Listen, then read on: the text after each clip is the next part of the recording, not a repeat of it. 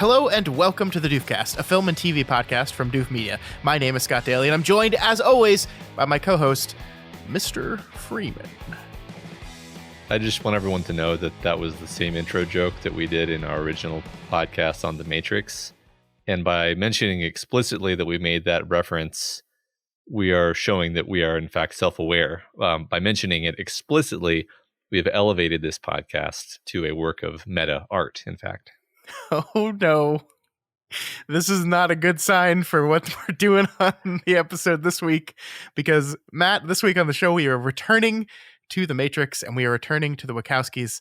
We're going to be talking all about the newest Lana Wachowski movie, The Matrix Resurrections. I don't know. What do you think? I was debating whether we should do like we did last week and just dive into spoilers immediately, or should we attempt to talk about this movie without spoilers? I don't know how to do that, frankly. I mean, I think it'll be funny listening to us try to talk about it without spoilers. All right, well, so let's do it. So we're going to have a non-spoiler section at the beginning where we attempt to talk about what we thought of this movie without spoiling anything that happens in it.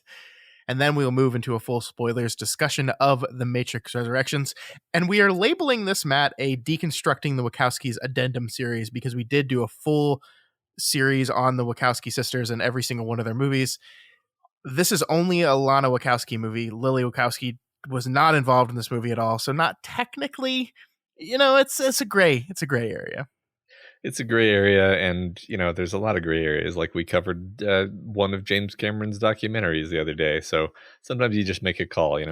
That's true. We make up the rules. So this is a Deconstructing the Wachowskis addendum, and that means every time we do an addendum for a deconstructing series that we did before we did our official Doof Media rankings, that means we have to go back and do the ranking and, of course, slot this newest movie into the ranking. So after we finish our review of The Matrix Resurrections, we will be doing the definitive Doof Media ranking of Wachowski films from best to still really good.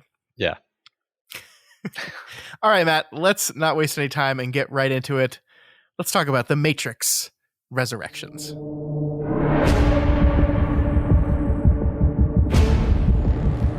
So deja vu. And yet it's obviously all wrong. Maybe this isn't the story we think it is. They taught you good. Made you believe their world was all you deserved. But some part of you knew that was a lie. Some part of you remembered what was real. It's so easy to forget how much noise the Matrix pumps into your head. Something else makes the same kind of noise. War. Matt, just what the hell is this movie all about? Return to a world of two realities. One, everyday life. The other, what lies behind it. To find out if his reality is a construct, to truly know himself, Mr. Anderson will have to choose to follow the White Rabbit once more. Very different kind of plot summary from IMDb on that one. This is more of like ad copy than like an actual plot summary, yeah. I wouldn't be surprised if Warner Brothers was definitely the one that did that. Yeah. This movie was written by Lana Wachowski, David Mitchell, and Alexander Heyman.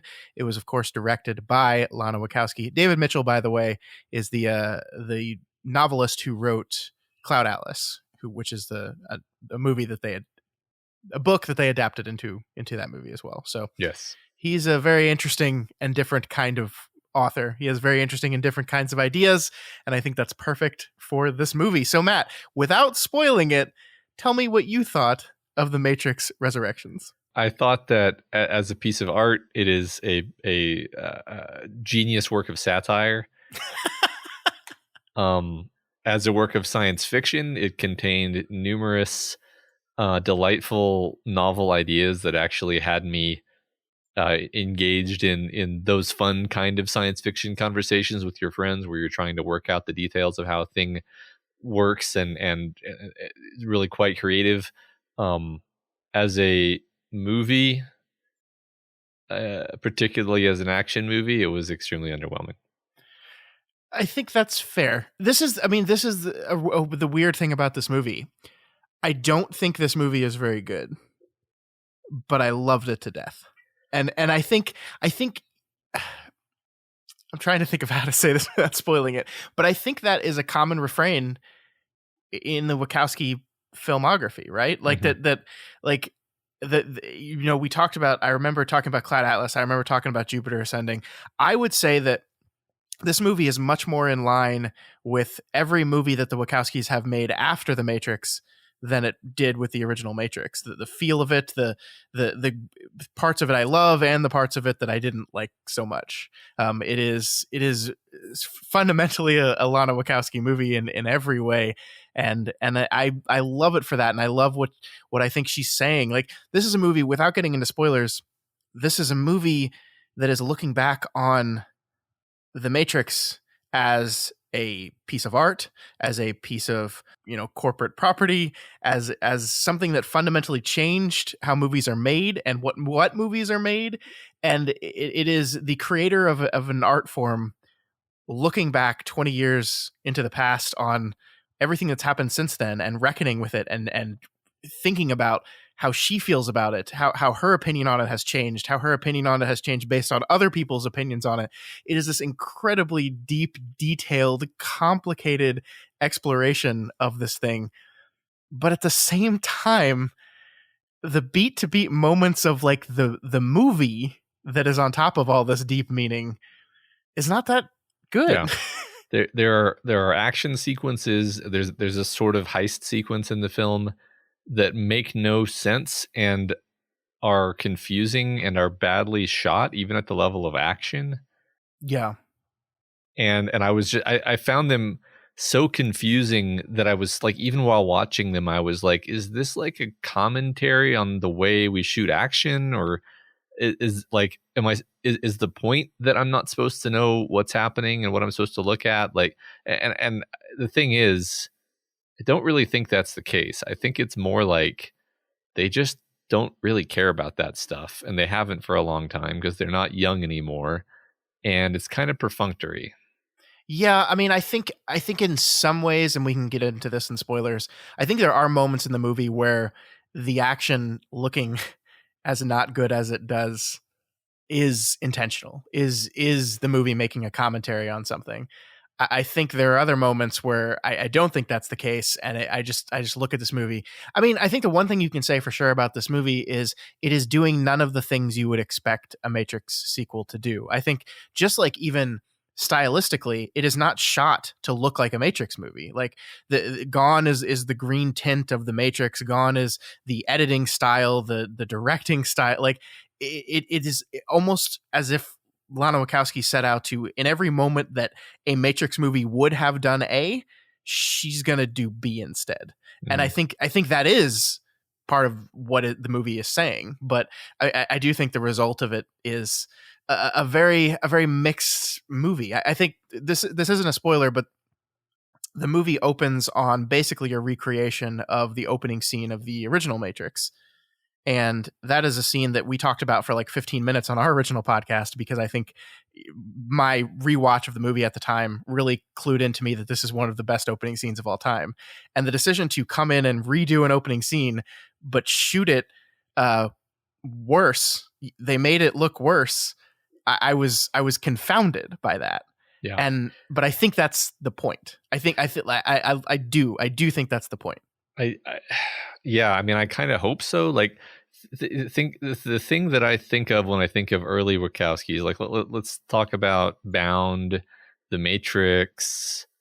I guess that's really just about those are the two that I think of. But it's like this very mannered, but skillfully mannered, noir tinted approach with certain color grading, certain kinds of shots involving stairwells and panning, a lot of panning shots, a lot of like vertical panning shots, either panning up or panning down, tons of panning shots in The Matrix. And this was all very sort of joyless, like in terms of direction and where the camera is and what the camera is doing. Then of course that's mixed in with what I have come to see as like a clear indicator that somebody else is really making the calls when it comes to the CGI stuff. something you see in a lot of movies nowadays is like the directorial style and what the camera does changes wildly whenever you're in a scene that is definitely CGI. So specifically like some of the later scenes that involve big fights, it's like the camera's going all over the place in a way that it physically can't. And it's like, okay, well, that never would have happened in The Matrix because The Matrix couldn't do that. Yeah. I think it's, there are moments where I definitely felt like, oh, Lana Wachowski doesn't want to make an action movie, does she? And I think that's true. I think that one of the biggest problems I have with this movie is I feel like it wants to have its cake and eat it too at times. It wants to be this very insightful, shocking, and different inspection of the original film and what it meant and everyone's opinions on it. And then it has its moments where it feels like it also has to be a Matrix movie. And that second thing never feels like it's a main concern of the film. Mm-hmm. Yeah, I know what you mean. I don't know how much more we can say without getting into details, but I think here's my thing. I adore this movie. We're going to spend the next 45 minutes talking about the ways in which it doesn't work, but also the ways in which I think it is saying things profound and beautiful and complex and getting into things that I've been thinking of, for the last few years, and you can tell the way that Lana Wachowski is thinking about them. I can't wait to have that conversation. Overall, I think it's a pretty mixed movie that I will treasure, and I enjoyed watching it the 3 times I've seen it now. Yes, the unfortunate thing about having a non-spoiler section is that I can't say any of the things that I liked because the things that I liked are really specific things. Like I can say I really like, I kind of intimated it at the start. I liked a lot of the sci-fi ideas. Mm-hmm. They were genuinely things that I was like, that's cool. Not going to say what they are right now, obviously, but and then some of the satire and the social commentary was really cool. So we'll get into detail on that now, I think. Yeah. So spoilers for The Matrix Resurrections starting now. I think the place I want to start with this, Matt, is I think Lana Wachowski's really angry. I think, I was thinking about this a lot because when we talked about David Fincher, we talked about Fight Club and we talked about the reaction to Fight Club and the people that misinterpreted Fight Club and then used this movie as kind of their symbol or Bible for how to behave in the world. And people, of course, have done that with The Matrix too. A lot of people have, the entire concept of red pilling has kind of been co-opted by some truly miserable, terrible groups of people. Right. And it's very easy for us sitting in our comfy chairs to say things like, that's not David Fincher's fault. That's not Lana Wachowski's fault. They don't control how people interpret the art that they make. And I that's a true statement. I think that's true.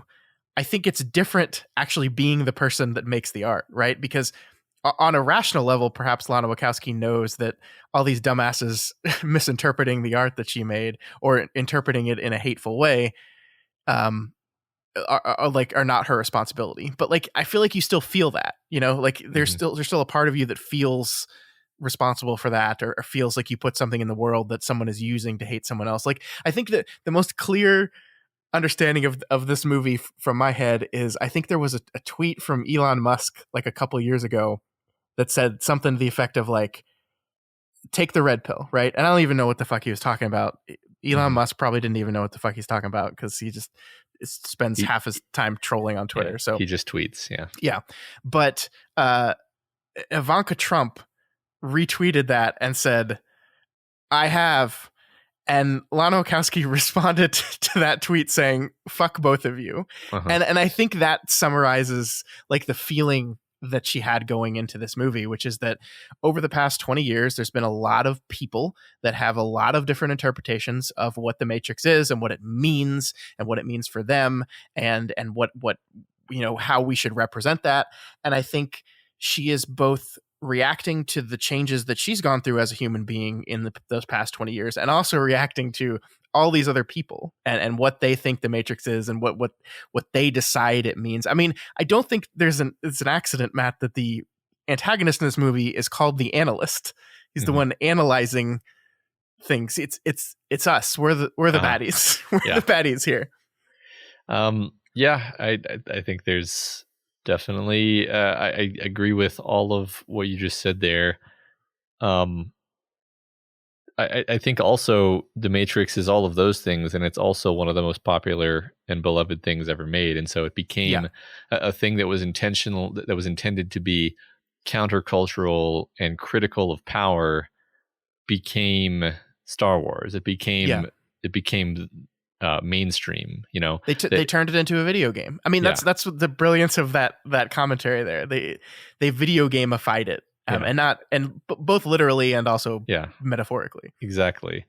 So like that was also something that I think the Wachowskis were struggling with a lot over this whole time period. I mean, the Matrix sequels were very much of the same timbre, where they're basically saying with both of those sequels, like no, don't just like accept this savior story, this feel good narrative, this heroic arc where you get to insert yourself into the protagonist's shoes and feel good about yourself and eat your popcorn and walk out of the theater making gun noises with your mouth and then you never think about it again. No, like this was supposed to make you think. This was a film that was supposed to burn down the system, man. And like that, I really think that's their attitude. Like I generally avoid like studying the personal lives of the directors for these shows because I think that contaminates the discussion a bit more than I want it to. But like my understanding of them is they are two human beings who are very much like wish that they want to burn down the system, man. And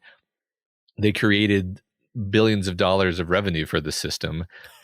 And I mean that's that by the way is why I love Speed Racer so much, because I do think Speed Racer is almost a direct response to this idea of how does one create meaningful art in an exploitative system like that is going to take your ideas and turn it into $1 billion.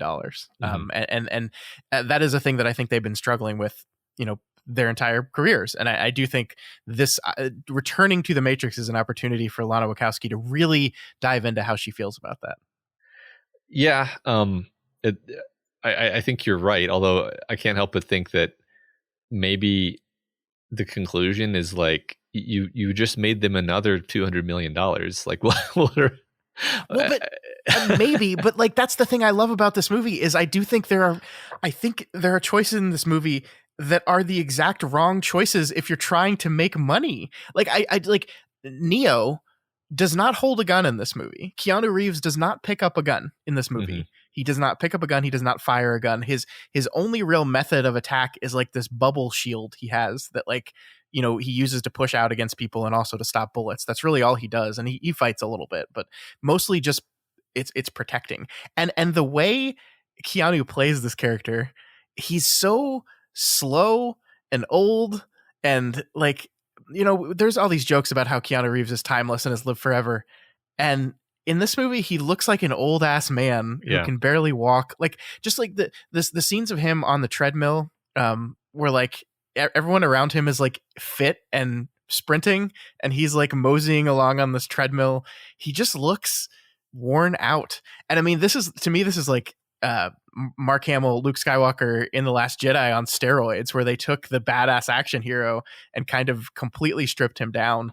And I don't think, I mean, he's certainly quote unquote badass by the end of it, but it is again not in the kind of ways that anyone would expect in a Matrix film. Yeah, it's not what you came there to see. And okay, so and this is the first time weirdly that we bring in the extreme meta-ness, because you have a literal guy with their squad walking, like following Neo around going, yeah, I don't know about the hair and the beard, like he's definitely aged, but I mean, I guess I guess I can dig it, and it's like it's the audience. There's so many moments like that where it's either an audience insert or like a really uncharitable caricature of the audience in certain situations, commenting on what's happening in like an extremely on the nose way. Well, yeah, I mean, like the whole, we haven't actually talked about the plot very much, but presumably if people are still listening, they know it, right? We're in the spoiler section. But yeah, I mean, just the mosaic of scenes when they start working on the fourth Matrix video game, of, you know, all these characters discussing what the Matrix means, is incredibly angry. And that's what I mean when I say Lana came into this movie angry. Like it's very obvious that she's annoyed by the constant talking about the Matrix. One of the things, like, I think you can say Neo, Keanu Reeves, Thomas Anderson, whatever you want to call him in this movie, is basically more so than ever a Lana Wachowski stand-in. I think the movie itself says that there was a lot of the character of Neo in Lana and Lily Wachowski originally. Like, the movie admits that directly, and I think this takes that and makes it even more direct, where you can just kind of pretend that everything Neo says in this movie is Lana Wachowski saying something directly. I think that's true, and so, like, this idea that, like, everywhere he goes, all people want to talk to him about are the Matrix. Like, that's all people, like, oh man, you just don't understand how important that was to me. Like, the guy that works for the company is like, yeah, I failed 10th grade or something. And that's all people want to say to him. And he just doesn't give a shit about any of that anymore. Like, he's tired of talking about the Matrix, but he's not tired of thinking about the Matrix. And I think that's one of the really interesting things about this movie, and what its director and writer is saying. Yeah, I think you're right. I do wonder, like, how deep into the plot we can dig, looking for those connections, you know, like, because I like the parts of the plot that I like the most are the beginning. In fact, I think everybody I've talked to about this movie, they genuinely like the beginning of the movie. The first, I don't know, half an hour to an hour even. I don't know how up until he gets unplugged, like, I think the movie was like one of my favorite films of the year. Like, at that moment. Yeah. I mean, technically, because I really wasn't sure if the movie was going to go, oh no, this actually was all in your head, Neo, and you are just going insane. Yeah. I almost, the movie did leave me with the feeling of, like, maybe that is the truth. Maybe that, like, this all went down in such a pat and predictable way that, like, now I'm just forced to conclude that this is just, Neo never got out of the tank in the first place, and the whole Matrix saga has been in the tank.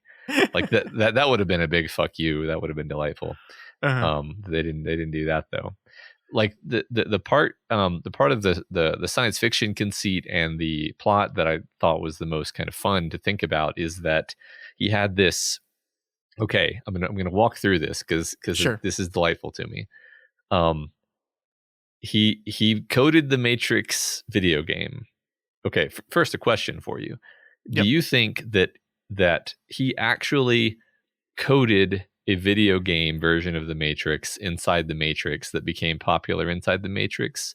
Or do you think that was all kind of a false memory narrative that was created to paper over his memories of what actually happened? I think it's the latter. I think they just reinstalled him in the Matrix and gave him that. But I mean, from a, you know, pure narrative perspective, yes. From a thematic perspective, no. I think it's like, this is about the act of creating something and how truth comes through your creation. So yes, well, I think it's important to the story that Neo be the one that actually made the Matrix the game. And I lean toward it. At first I thought it was a false memory kind of thing. The more I thought about it and talked about it with people, the more I thought maybe he actually made this game inside of the Matrix. And one of the reasons being, when you see on his monitor in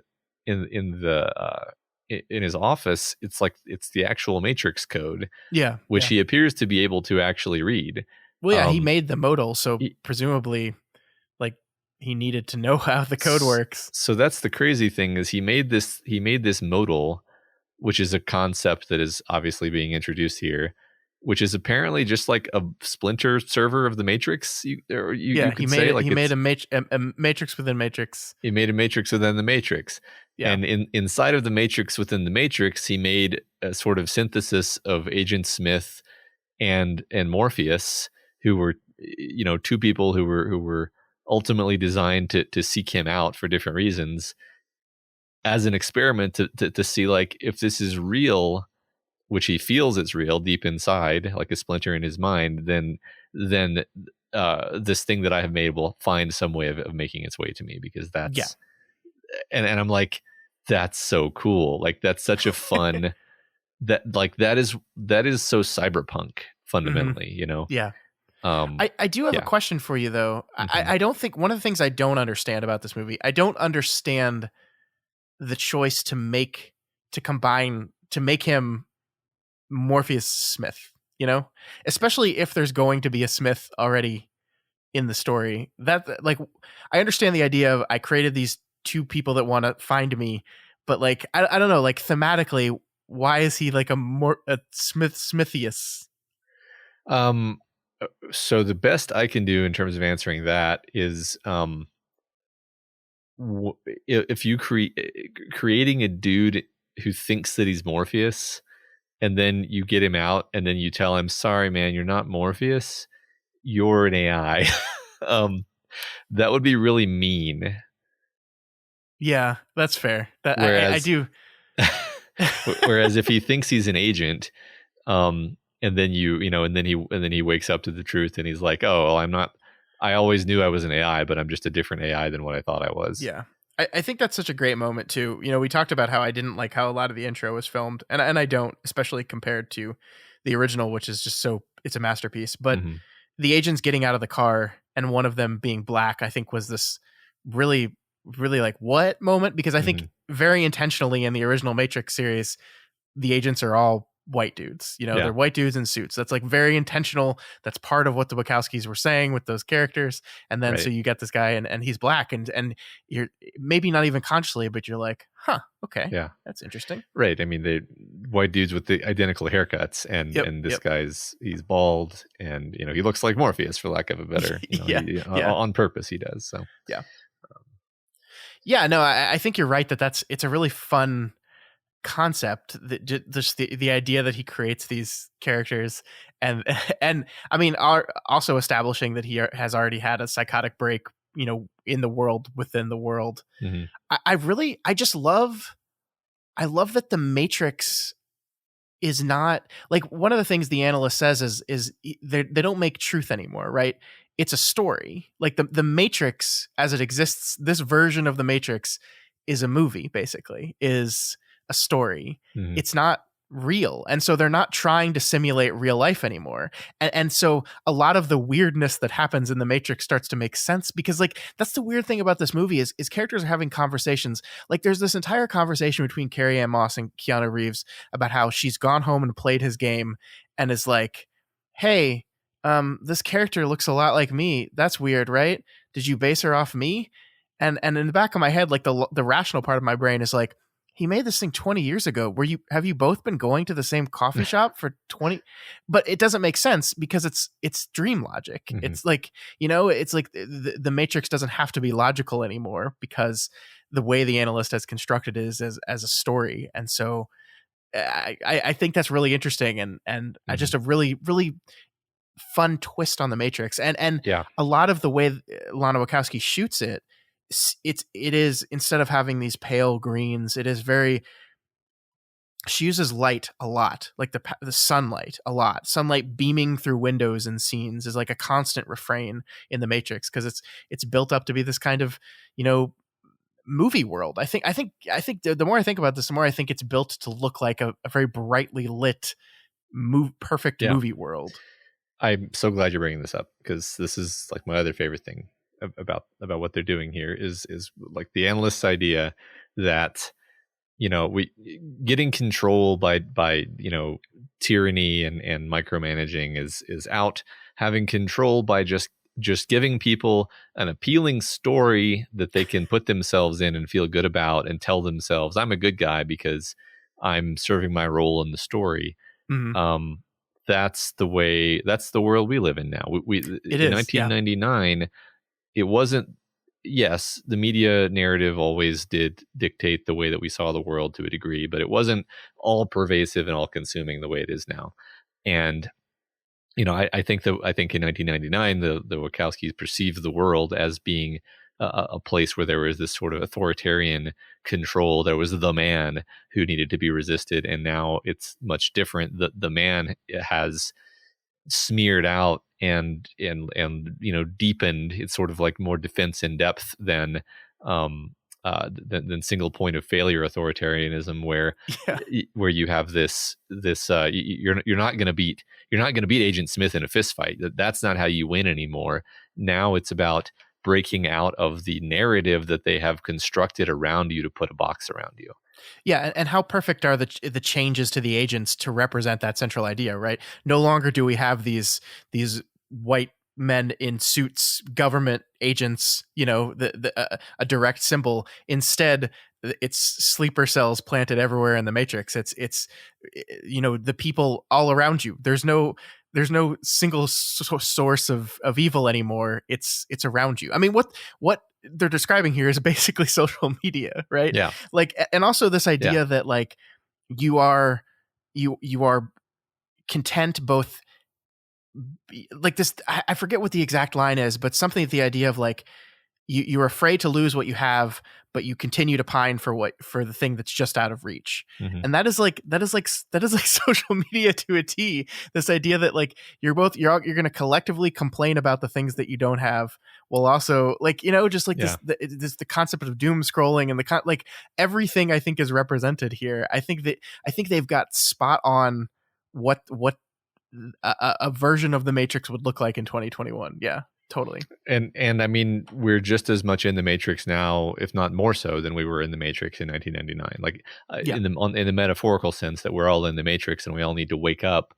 We're even more asleep than we ever were, and we're like, and I think as the analyst says, we're happily asleep. Yeah. We're not in this green tinged depressive world.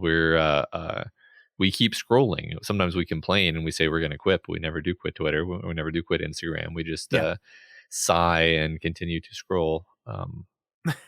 Yep. There was one minor, this is another one of those minor points that I get hung up on. I saw a lot of people who seem to think, I think I'm right, but I could be wrong. A lot of people seem to think that the bots, that the like sleeper cells were human beings who were sort of being taken over by a bot, AI in the same way that the agents used to.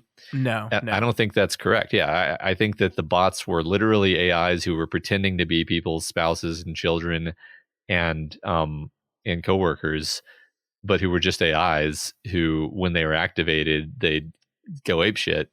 And that's why they're bots. Like, that's the point, is you're surrounded day in and day out by bots who are sort of like a school of fish. They turn left, so you turn left.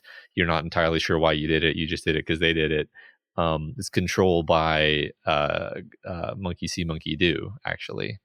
Yeah. Like, yeah, why bother, actually converting a person to your cause when you can just pummel them with bots? Like, literally, like, I think we talked about how we didn't like the action sequences. The bots throwing themselves out of windows to become bombs on the road is one of the coolest parts of this movie. I really loved that sequence. I think that's so cool. Okay, yeah, I don't know if I loved it, but I that's fine. It's just like the brutality of it, man. Like, and the way that the sound effect when they hit, like the smack, and then of course it turns into Matrix code, so we don't have to feel bad about it because they weren't real. But it's just like, I don't know. There's something in the detail of that I really love. The one detail about that sequence that I liked the most was when, one of them sits up in bed next to, girlfriend or spouse who is probably a real person. A real person, and reacts with utter horror to see them suddenly throw themselves out the window. And it's like this implication, of course, that in the Matrix, in this version of the Matrix, probably half of your relationships are with AIs, or at least someone who isn't what they claim to be. I think about this on Twitter a lot, by the way. Like, how many of these people on Twitter are anything like what they are presenting themselves as? Sure. Yeah, no, I mean, that's a really interesting thought. Like, it's probably actually the best way to maintain the system as it is that everyone's closest connections is with a bot and not with another human being, because they're easier to control that way. Yeah. That's So yeah, it's I- horrifying. I love that because it works great as a science fiction concept, totally setting aside the metaphor, and then it also works great as a metaphor. Yeah. It's really, that's the kind of stuff that was really creative and novel, and like a very incisive critique of the world that we're in now. It's very appropriate. I mean, if I don't know if Lana has ever said this specific thing, but it's like, this is actually not a bad time to have another movie about the Matrix, because we have all willingly jacked ourselves in to a literal digital ecosystem of control and surveillance, not through the back of our brain, but through our eyeballs. And that's what this movie's about. So do you think, like, part of me wonders if there's a way of doing this and saying these same things and telling these same stories without being quite so literal and meta about it, you know? Can we make commentary on the way Lana Wachowski feels about people's interpretations of the Matrix without literally having people on the screen interpreting the Matrix? And I mean, I think the answer to that is yeah, probably. But I don't know. I found it delightful. I'm going to go back to that scene with all the employees of Deus Machina, with the perfectly named software company. I loved that scene. I love that scene because, first of all these people, the way the scene is shot is like we're cutting pretty abruptly mid-sentence. And when we cut, they're always wearing different clothing. So it's almost representing that this conversation amongst all these people that are working on the Matrix is happening over days, but just circling around the same points over and over and over again. Yeah. And they're repeating themselves. Yeah. Yeah. And I've heard people say that this is, you know, Lana Wachowski kind of like taking the piss on people's interpretations of her story. Like, and I don't think that's quite true. Like there's a throwaway line in here where one person mentions that, you know, the Matrix is a trans metaphor, which has become a very popular, generally accepted interpretation of this film, right? And by throwing this in the midst of this boardroom scene where people are kind of like, you know, emotionlessly talking about what the Matrix means, is kind of her taking shots at all these interpretations, including that interpretation. And I don't think that's true. I don't think that's what she's saying here. I think it's not, like, I think any artist wants people to watch the thing that they've created and have ideas about what it means, right? I think any creative person wants that. I think it's the callousness and the indifference that people talk about the things that she's critiquing in scenes like that. Like, I think, you know, you think about the trans metaphor idea, which, you know, we talked about on our original podcast. It's a thing, like, you're talking about a person's life. Like, you're talking about these two women and the things that they went through. And like, you know, it's a fun factoid that I forget which of the sisters, Lana or Lily, almost committed suicide in a subway station, which is the same place that this big confrontation between Neo and Smith happens. Like, it's a fun little factoid to talk about in your podcast, which we did. But like, that's a person's life, man. And so, like, I think perhaps the commentary that is happening here is not people are analyzing and talking about my work, but that, like, I'm watching people talk about my life and talk about some of the most personal, painful experiences that I went through in my life that I did, you know, perhaps subconsciously put into my movie, because that's what art is. That's what creation is. But it's just like commenting on how weird it is to watch people, especially, you know, business types, trying to define what this thing is so they can find a way to milk another dollar out of it, talk so callously about my life and my experiences. And so that was what the scene meant to me. I think that you're right. I think it's more like the problem with what those people in the scene are doing is that they're cynically exploiting this for, you know, how we're going to get that sweet trans issues dollar, rather than like, this is a piece of art that has this interpretation, which I don't think there's anything wrong with discussing the possible interpretations of someone's art, if you know. No. But I think when you're saying, like, okay, well, we're gonna photocopy this piece of art, and we're going to make sure that we steal all of the things that made it popular. That's a different it's a different thing. They're discussing how how do we make sure that we copy this thing in a way that people are going to appreciate. So yeah, definitely. There's also another scene.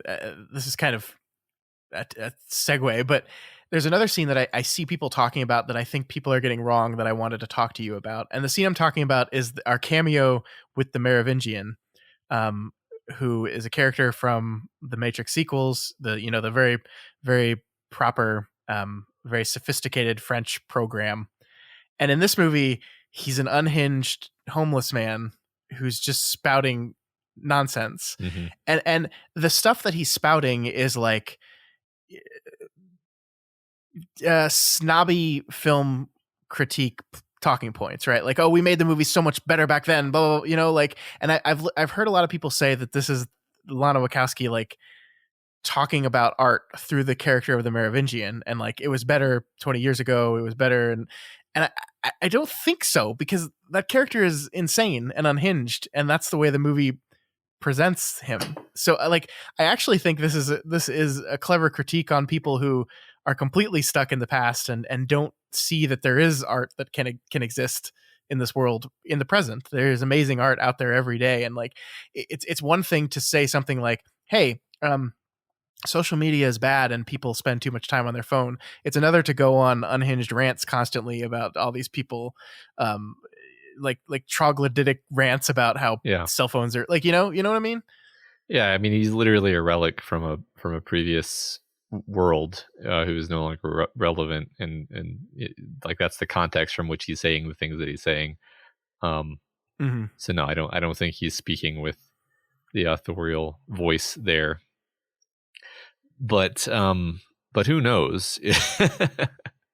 Like, this is one thing that like I'm very unsure about a lot of my interpretations.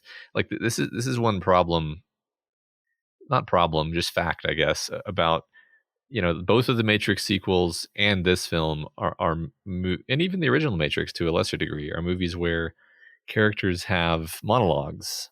The original Matrix had monologues; they were just embedded within scenes that kind of distracted you from the fact that it was a monologue. Morpheus has several monologues. Agent Smith's monologue about wanting to escape the Matrix is actually great, but it's still a monologue. They're actually very fond of their monologues to convey thematic information. But the thing about the Matrix sequels is that, number one, the monologues are much more boring, and they're much more direct. They're much more like, this is exactly what I want you to take away from this, with no, like, there's no subtext. This is just, I'm just telling you the information. It's funny, this movie might even have more subtext than like Reloaded and Revolutions did. I think so. But and the consequence of that is that I don't quite know whether Lana is telling us what she thinks or whether she's putting these words in this character's mouth as a way of saying this guy's an idiot. In multiple instances, like when the analyst says something, when the new version of Smith says something, when Bugs says something, I'm much less sure if I'm supposed to take it at face value or if I'm supposed to sort of contextualize it within, who's saying it. And I lean toward the latter. I lean towards saying I'm going to interpret this as a story, and this character, and all I know is that this character said this, and I'm not going to assume that means that the author believes this, because that's my default way of approaching art in general, honestly. Sure. I think the exception to that is Neo, who I really do think is a stand-in for Lana Wachowski in this thing. Like I just the scene where Carrie-Anne Moss is asking Keanu Reeves if he based the character of Neo off of himself, like that just feels to me like Lana Wachowski coming straight off the page. And I love the detail of where when he admits that, yes, what scene is it that they show us when he's admitting that, yes, there's a lot of him in the character of Neo. It's a scene where we're seeing the hundreds of Neos on the screen in the architect's office, like screaming and yelling and being angry. That's a choice there, right? Like that is the character thinking about, yes, the parts of me that were most like my character in my thing I created are the angry parts, the frustrated parts, the refusing to accept the truth parts, you know? Mm-hmm. And that's definitely a choice. But I mean, broadly, I think you're absolutely right that this is a movie that I am not close to comfortable that I have a full understanding of everything it's saying and doing. And don't you love that, man? Mm-hmm. That's the thing is, I feel like movies, especially big blockbuster movies, have gotten very, very, very good at giving us what we want. Like we talked about Spider-Man last week. I love that movie. Some of the most fun I had in the theater all year. But that movie just gave us what we want, right? Mm-hmm. Like it knew what we wanted, and it did a very, very, very good job at giving it to us. This is a movie that never gives me what I want. Mm-hmm. And because the truth is, I didn't actually know what I wanted coming into a Matrix movie. I can tell you that it was not whatever this ended up being. Like I'd never in my wildest dreams would have imagined that it was going to be this movie, that this was the thing we're going to get, that this is the version of the character of Neo, and this is the story that they're going to tell. I just never would have thought that. And I like that. I think we need to be challenged. And I think the things the Wachowskis have always been really good at is challenging you, but wrapping it in a big blockbuster bow. And Mm-hmm. I think this is true to them in that. I think this is much more, you know, foot pedal to the metal, like leaning into the challenge. I completely understand why this is a divisive movie. I completely understand why a lot of people don't like this movie, but like that makes me like it more. Mm-hmm. Yeah, I agree with that. I mean, I think right after I'd seen it, somebody asked me like, "Oh, so what did you think?" And my answer was, "I don't know. It'll probably take me about 5 years to decide." Yeah. And I mean, the thing is, that should have been my answer after watching the Matrix sequels, because Mm-hmm. it takes, they don't make films that you walk out of the theater knowing exactly what pocket to put everything in. You take some time to process. I changed my mind at least twice about the Matrix sequels in different ways and different directions. And I think this is one and where we'll probably change them again. I probably will change them again. I think I think now I'm approaching this movie with a more mature set of critical tools. So I'm not just having like an immediate emotional reaction and then retroactively justifying that reaction, Sure. which is how I used to watch movies exclusively, obviously. And I don't know. I think what I said in the beginning is basically true, that I liked a lot of the elements. I liked a lot of the sci-fi and thematic elements, and I didn't think it was a well-made action movie. And I don't think I'm going to, in 10 years, decide that it was actually a well-made action movie. But I think my opinions about the how and the why and the what might change. So Yeah, no, I think you're right. I mean, I think that remains true for Reloaded and Revolutions as well, right? I mean, I think like there's a lot to appreciate in those movies, but like the damn Agent Smith's fight is never going to be a thing I like. It's just never ever going to be a thing I like. yeah, no, And I think you're right that, you know, honestly, I finished this movie and I didn't like it. I like my first viewing, I went away from the movie saying, wow. and then I did nothing but think about it for like 3 days straight. Like I just was constantly turning it over into my head and picking at it and thinking, and I watched it again and I liked it more. And then I watched it again and I liked it even more.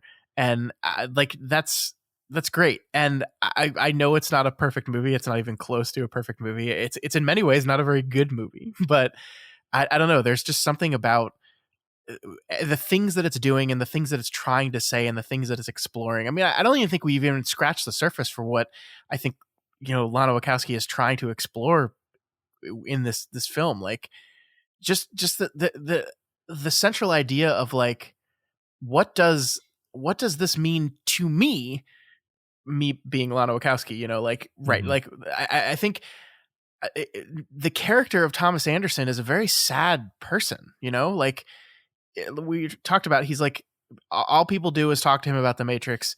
He's kind of sick of that. He's just pining for this girl that he can never quite get to. He can never quite reach it. He seems sad, and Mhm. he's like, and I mean, again, I don't want to connect the character to the creator too much, but like it's just like I wonder when Lana Wachowski looks back at this movie, like, is she proud of it still? Like, I don't know. I think there's a lot of internal thoughts being wrestled with here. Mm-hmm. Yeah, well, on that level, the thing I kept thinking about, whether you want to connect Neo to Lana directly or not, is the idea that at the end of the Matrix trilogy, Neo and Trinity died, the story was over, and then in this movie, they violently and horrifically torture them both back to life. Yeah, with evil cybernetic technology, and it over a period of years apparently brainwash them and put them right the fuck back into the Matrix, where they lived for 20 years. Yeah, it's a nightmare. Like, Yeah. if you just sit back from it, like if somebody were to just finish watching The Matrix for the first time, and then you just, are an asshole and you just tell them, what happens in The Matrix 4 is they both get put back in the Matrix for 20 years, and they are convinced that none of this was real. Like, and then if you equate it to Lana, okay, so first of all, that's just kind of hilariously evil by itself. Then you equate it to Lana and you say, like, yeah, you made these Matrix movies, and then you just kind of were forced to go back to sleep for 20 years, metaphorically. You went back into the studio system, aka the Matrix, and you made a bunch more movies, and your relationship with the Matrix became more and more abstract and wistful. Yeah. And now that it's almost like this is a second chance to be like, yeah, are you going to escape this time? I mean, you're right. I mean, do you think that the conversation that happens when they go to Neo about Warner Brothers saying, well, we're going to do this with or without you, that feels like a conversation that probably actually happened. Yeah. This, by the way, is the second time in 2021 that Warner Brothers has released a movie that directly comments on the cynical, destructive nature of Warner Brothers. The other one being Space Jam. It's so hilarious that they're releasing these movies that are directly like, these guys suck. But yeah, I mean, I do think that that's a conversation that actually happened, and I think you can kind of track Lana's mental thought process through this whole thing, because I do think the ending is rather beautiful. This idea that, like, what she is saying by the ending is, I didn't want it, I didn't need it, but what you did by forcing me to make this movie is you gave me a second chance to consider this. And I don't think there are going to be more movies in this series, Matt. And okay, let me rephrase that. I don't think there are going to be more movies in this series, Matt, that are helmed by a Wachowski. I think this feels to me like Lana had her piece, said her thing, looked towards the horizon with optimism and her ability to, like, renewed strength to make a change and a dent in the system. And then I think she's just going to move on and continue to make her stuff, Yeah. And I love the optimism of that. It's just like 20, you're absolutely right. 20 years of being part of a system in which your films never really perform that well. I don't think they've ever had anything as successful as The Matrix, right? And it's got to be frustrating as an artist to be like, to make a movie like Speed Racer, and then like 15 years later, all the film bros can talk about as how great that movie is, which it is. It's just, we're like, why can't you fucking people just realize that in the moment? Like, that's got to be incredibly frustrating. But I think you're right. There's 20 years of being asleep, 20 years of being back in the studio system, trying to make art, trying to say something, trying to do something. And it just wasn't working, and it just wasn't working. And then to top it all off, Warner Brothers calls you up and says, hey, we're going to do more of The Matrix. Yeah. You want to do it? We're going to do it, even if you say no. And you're just like, fuck this. And you're so angry. And I think we see Neo go from an angry, sad person to a hopeful, powerful agent of change once again. Yeah, I like this. And I think this helps make sense of the ending, which I had kind of been turning over in my head as a little bit of a puzzle, because it's a very specific interaction that happens where they go into the analyst, Neo and Trinity go into the analyst's, destroyed office. and they're like, and the analyst is like, they like being sheep, they like being in the Matrix. Okay, translation, these movie going public, they like to just kind of be told the same story over and over. Yeah. And then Neo and Trinity both just laugh, and they're like, yeah, like we're just going to have fun now. Yeah, I don't give a shit. I don't give a shit. Yeah, I don't care about that. Like their reaction is basically like, whatever, man. Like I'm past caring about this. And then they fly off together. Clearly, they're just like, we're still in the Matrix. I think it's actually pretty crucial and interesting that the ending shot of this movie is Neo and Trinity still in the Matrix. But they're gonna do it on their own terms, and they're gonna cover the sky with rainbows. And if people don't want the sky to be covered in rainbows, they don't particularly give a shit. And I mean, you could sort of view Speed Racer as covering the sky in rainbows, because it's like it certainly is. Yeah, very literal sense what that movie was. I love this, and I've never been more excited to see what the Wachowskis do next, because I really feel like this was, for Lana Wachowski, it feels like a movie that was a profound experience, and I like an energizing experience, and I can't wait to see what she creates. It's if like, flaws and all, if this movie gets the Wachowskis to like just like hit the ground and just like fucking dominate in some of the weirdest, most wonderful movies to come for the next few years, hell yeah, man, hell yeah. I'm there for it. Me too. A couple like one-off questions I have for you, or notes I have for you. Why 60 years in reality? Like, it was 20 years for Neo, but 60 years in quote unquote the real world. Just so we can get Jada Pinkett Smith and some old age makeup. I didn't understand quite why the decision to do that. I don't know if I can think of. Maybe they just wanted to show that society had moved on quite a bit further than you might expect in only 20 years. My only guess was like, it's just kind of a tongue-in-cheek way of referencing the fact that it feels like the 20 years have felt like much, much longer than that. In a plot sense, one way in which it's relevant is that characters like Bugs grew up entirely in this new Matrix. And to them, Neo is a legend from the past. He's not that guy who recently did all of that stuff. So. Yeah, this is what always kind of bothered me about Star Wars, is the timeline just doesn't work for like the famed mythical Jedi of a decade ago. Right. Yeah. It's not. And that feels like a specific commentary on that, actually, that like we need enough time to have passed that Neo feels like a legend.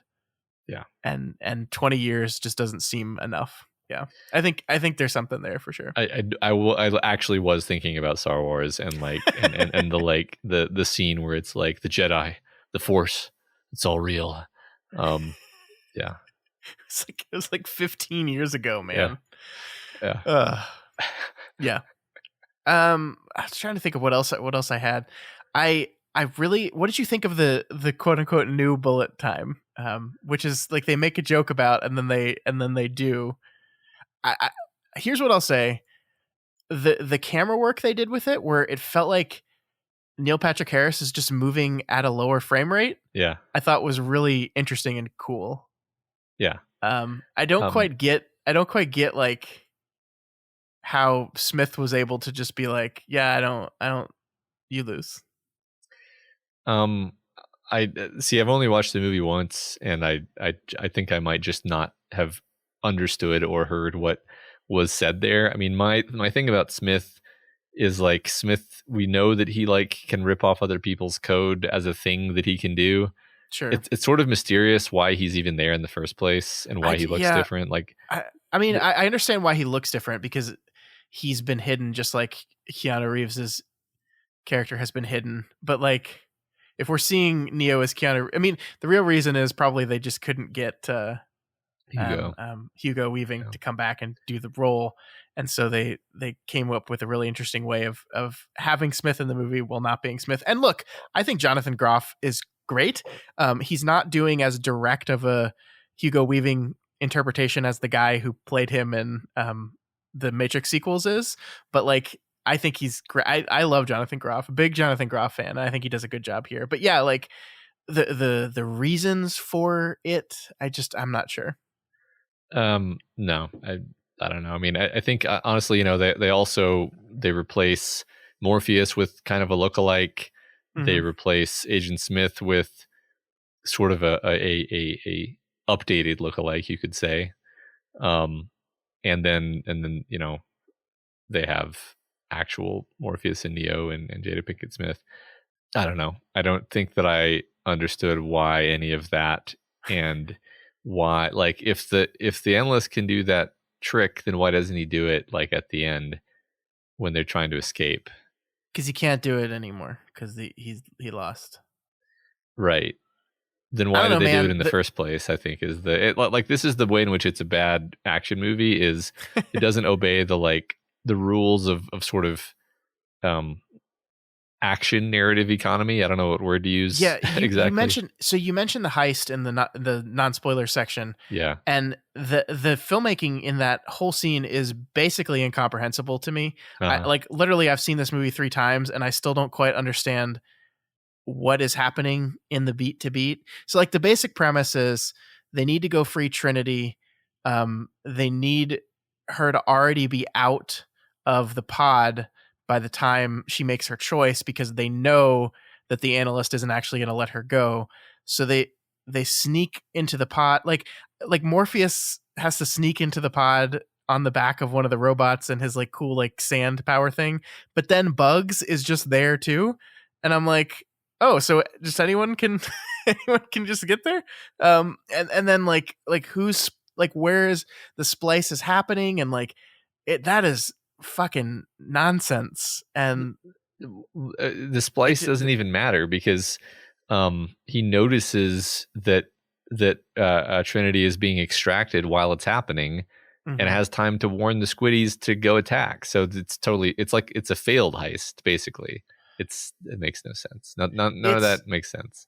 It's just I don't understand. Yeah, I mean I don't understand why it needed to be in there. And then they get her out.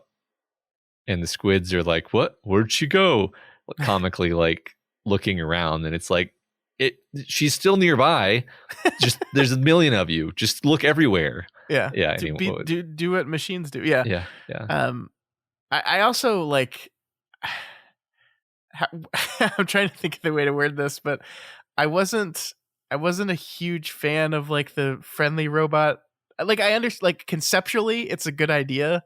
Like just this general idea that like, oh, the piece that Neo bartered for us, like worked, but the robots are not a single unit, and like they can have disagreements, and like so there were splinter factions, and now there's the us and them has changed. I think that's a really fun idea, but like in practicality, like the friendly robots just being around there, I don't know, it just felt a little goofy to me. It felt like it belonged in a different movie.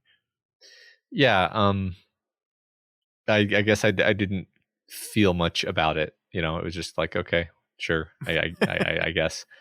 One thing that I kind of did like was the few scenes where they go into forget her name, the program who was a little girl in the Matrix sequels, and now she's Sati. grown up. Yeah, Sati. She's played by Priyanka Chopra. I just kind of thought it was Jonas. Okay, yeah, I just kind of thought it was fun that they had that, where it's like, oh, we got to go talk to her, and she's like in some like splinter system that isn't actually the Matrix, and it's like this beautiful paradise that she's created because that was kind of her thing. Yeah. I thought it was cool that they brought her back. I actually guessed that from the trailer because you see her, you see shots of her sitting there at the coffee shop, like interacting with Neo in the trailer, and I was like, oh, I bet that's that little girl from the end of the Matrix, and that was cool. Yep.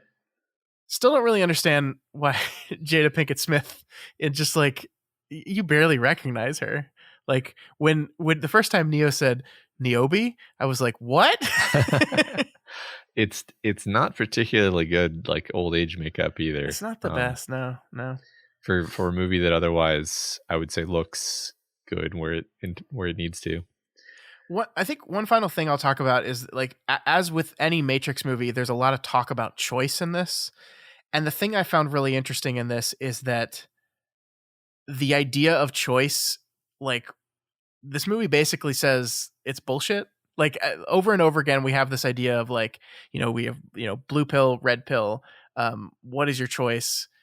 And we have characters saying, we use the word binary a lot, right? Because it's code. And so the bad character is always insisting there's a binary. The good character is always saying that it's more complicated than just yes or no choices. And like you kind of this idea that you've already made your choice. Like you already know what you're going to do. So it's not a choice. Like it's a false choice. The idea of the red pill, blue pill thing is really just a false choice because you already know what you're going to do. I found that interesting. I'm not sure exactly where to put it, but it definitely something I noticed on my second viewing, just how often we hit this refrain of the word binary and characters talking about choice over and over and over again. And of course the climax of the movie is hinged on Trinity's choice in that regard. Yeah, I think that the theme of choice is very much continuous with the other Matrix sequels where they talked about choice being important. Like the idea that I really genuinely liked from the Matrix sequels was that even the Oracle, who is essentially this like perfect, prediction AI that can basically see the future, can't see the future if she can't see past a choice that she doesn't understand. And what that fundamentally means is if you're trying to calculate the future, but you don't understand your own role in the future, then how can you understand the future? Fundamentally, you have to consider yourself as part of the system, and thus if you don't understand yourself, you don't actually understand.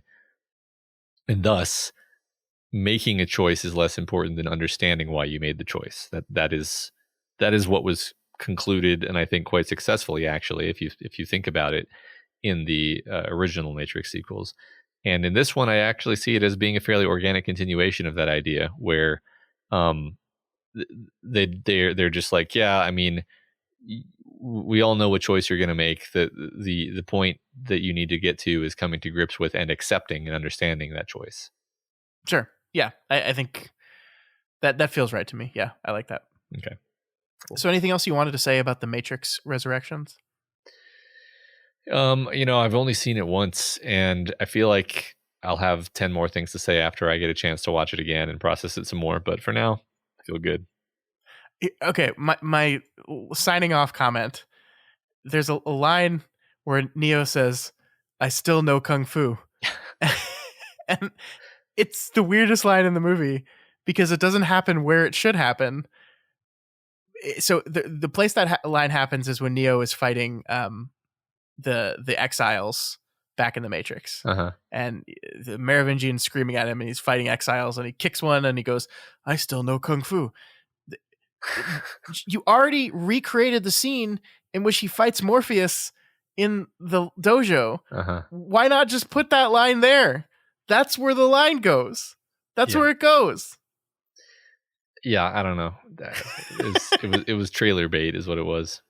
But I'm not even saying it's fine. It's fine to have the line in the movie. I mean, I think it's a little on the nose, and I rolled my eyes at it just like I rolled my eyes at all the Spider-Man stuff last week. But like, it's in the wrong place. Like, you have a whole.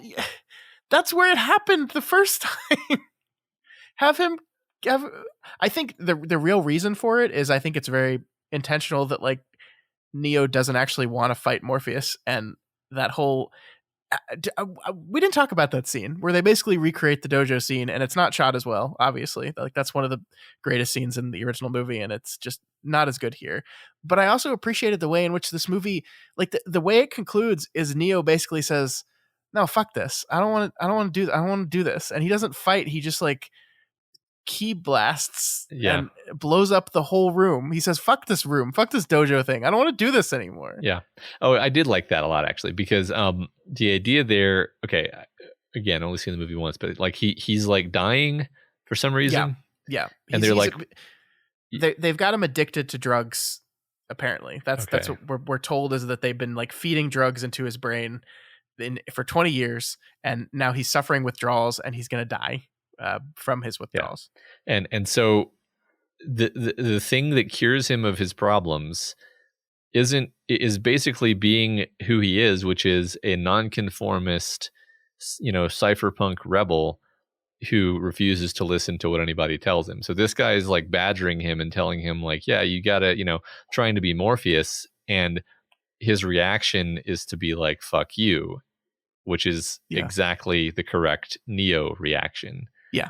Like, I think that's an element of Neo's character that gets lost because Keanu plays him so stoic, is that he's profoundly like inside angry and anti whatever anybody tells him to do. Mm-hmm. Which is a consistent aspect of his character. If you look at his actions, he's just a very like, his face doesn't show it. Sure. Yeah. So no, I think you're right. Yeah. I like that scene. A lot of people are annoyed with that scene because it's just not as well shot as the original version, but I think that's one of those moments where I'm confident it's doing that on purpose. Mm-hmm. Yeah, I think you're right. Anything else on The Matrix? No, I'm good. Would you see a sequel to this movie if it happened? Oh, I mean, if I don't think I can say no, because like if it's the Wachowskis doing it, then it's going to be some kind of artistic evolution of the concept. If it's not the Wachowskis and it's just like, yep, time to cash in on the Matrix, which you can see happening in another decade or three, then my actual honest answer has to be, I guess I will have to see who is behind the helm and like who is involved, because I would never say like, oh, I'm never going to watch another. Like, no, like all kinds of people can make different takes on things and different art based on other art and sequels, and it's fine. Yeah. I'm with you on that. Yeah. I kind of hope she is done with it. I kind of hope she walks away and makes some other cool, crazy, different art. But I'd check out. Yeah. I mean, I'll check out anything that Wachowskis do for sure. Me too. All right. Well, that is it for The Matrix Resurrections, playing in theaters and on HBO Max right now. Again, I'm spoiled, Matt. Like, this is the reason I got to watch this movie 3 times in the past 2 weeks, is because it's just there. It's just right there, and I can just boot it up. And then when I'm finished, I can boot up the original Matrix because it's just right there too. It's all so wonderful, isn't it? Yeah, The Matrix is great. Mm-hmm. The one we're in. Jack in and watch another film. Doof. All right, Matt, let's do it. It's time to rank the Wachowskis. So we have 8 films on this list. Before we begin the ranking, I'll read off the 8 films for our listeners, just in case they forgot. We have Bound, we have The Matrix Reloaded, The Matrix Revolutions, Speed Racer, Cloud Atlas, Jupiter Ascending, and The Matrix Resurrections. So where the hell do we begin? At first I thought this was going to be hard, but I think there are some easy initial choices. I'm going to say number 8 is definitely Jupiter Ascending. No argument here. Okay. There's a lot of that movie that I enjoy. I haven't seen it since we did our episode on it. I still think Eddie Redmayne's incredible overacting is like the high point of that movie, but it's a very, very messy movie. It's messy. It's one of those movies that's like almost entirely fun because of camp, which is like, I can live without that. All right, number 7. What are you thinking? So I will probably suggest one of the 2 original Matrix sequels. Yeah, I was leaning that way as well. I'm just having trouble deciding which one. I think go ahead. You keep that in mind, but I was going to say I think Revolutions, the 3rd movie, is the worst of the 3. Yes, that's where I was going to. I think the thing that saves Reloaded in my head is the highway chase sequence is one of the greatest action scenes of all time. You see, now we're too similar, because that's also what I was thinking. Okay, so number 7 is The Matrix Revolutions. All right, now we're down to 6. Is Reloaded good enough to where we shouldn't put it here? So the only thing that it could even possibly beat would be Cloud Atlas. Yeah, But I don't know. Cloud Atlas. Oh, it's such a just like this movie, just like Resurrections. It's a fascinating, messy movie that I really, really love. And look, David Mitchell wrote it. Maybe there's a theme here. Maybe so. Yeah, I don't think that I can say that I love Cloud Atlas. I kind of want to go back and listen to our discussion on it to remember what I thought at the time, because the problem with that. Yeah, go ahead. No, the problem with that one is Michael was on that episode and he hated that movie, and so bless his heart. I love Michael, but probably not the best person to have on to talk about that movie. Yeah, I don't know. I don't love that movie. Is it a better movie than The Matrix Reloaded? It probably still is, honestly. I think it is. The Matrix Reloaded is such a messy, yes, one of the best action sequences of all time, but there's a lot of other stuff in that movie that is not good. The Smiths fight, I do not like. No. The action sequence leading up to the highway chase sequence is this incredibly long scene between Neo and all those guys with all the weapons and the Merovingian, and it's just so long, and there's no stakes because he's fucking Neo. And yeah. There's a lot of no stakes fights in that movie. Yeah, let's put that at number 6. Okay. The Matrix Reloaded, number 6, which means that I think without saying anything, we both kind of agreed that this newest Matrix is better than both of those. Oh, no question. But the question is, how much? Well, I still think Cloud Atlas goes at number 5. I think I like this movie more than you do, but I'm gonna agree with you on this one. Okay. So number 5, I wrote Cloud Matrix. Number 5 is Cloud Atlas. So then I think then I think Matrix Resurrections goes in number 4. Honestly, I agree. Which, I mean, that's in the top half. So good job, Wachowskis. Yeah. Seriously, I mean, I think even setting aside all that stuff we said about the themes and the sci-fi being fun, I actually think I enjoyed it more than I enjoyed the sequels. So it's also funny because I went into this conversation being well, we're about to have a lot of negative stuff to say about this movie, but I also really enjoyed it.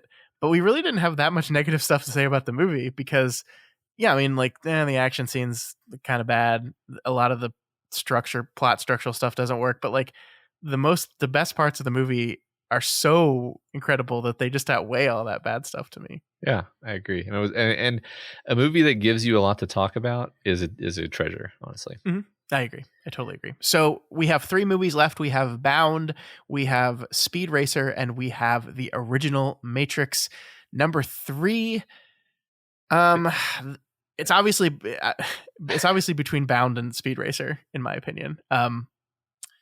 So Speed Racer is one of your favorite movies. Yeah, I can't be impartial on this.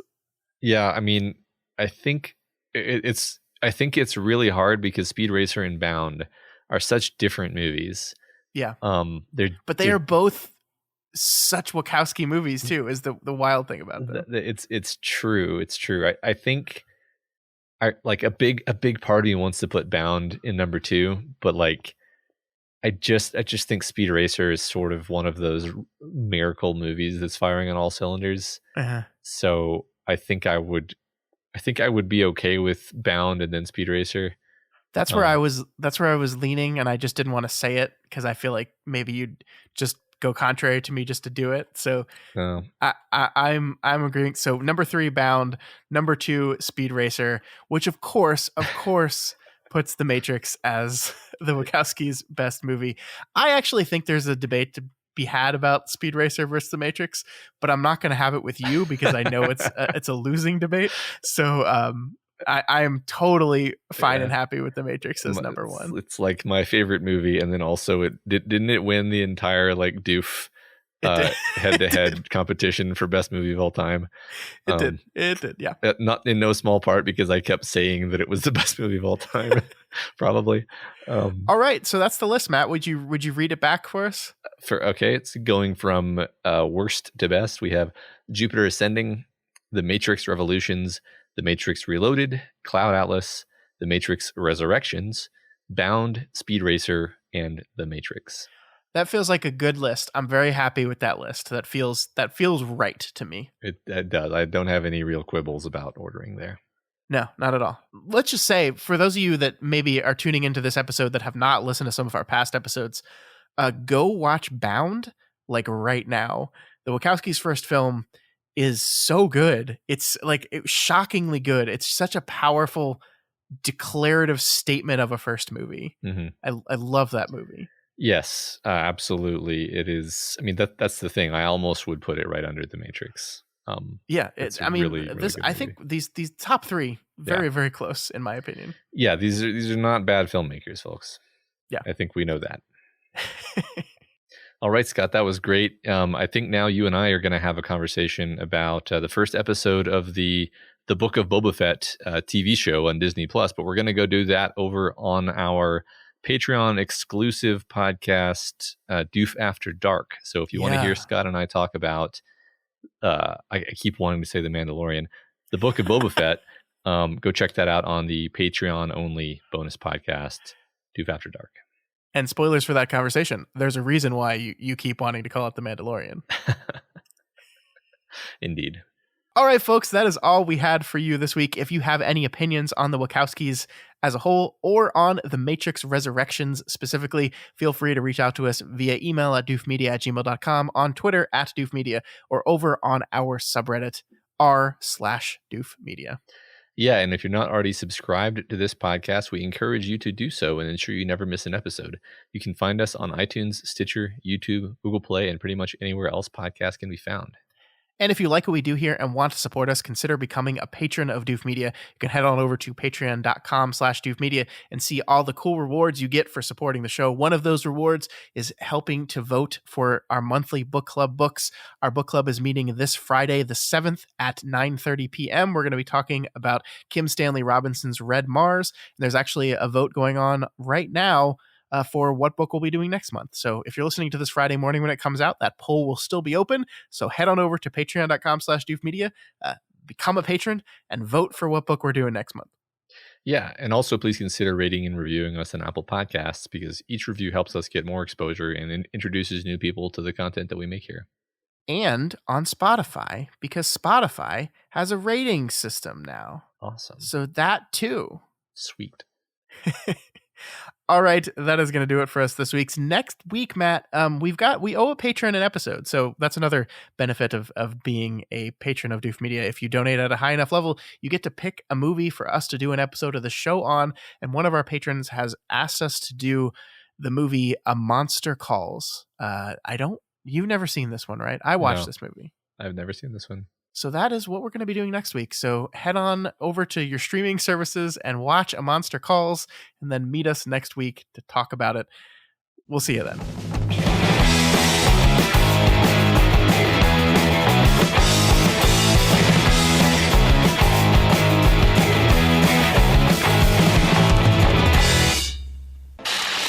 My name is Doof, and you'll do what I say. My name is Doof, and you'll do what I say.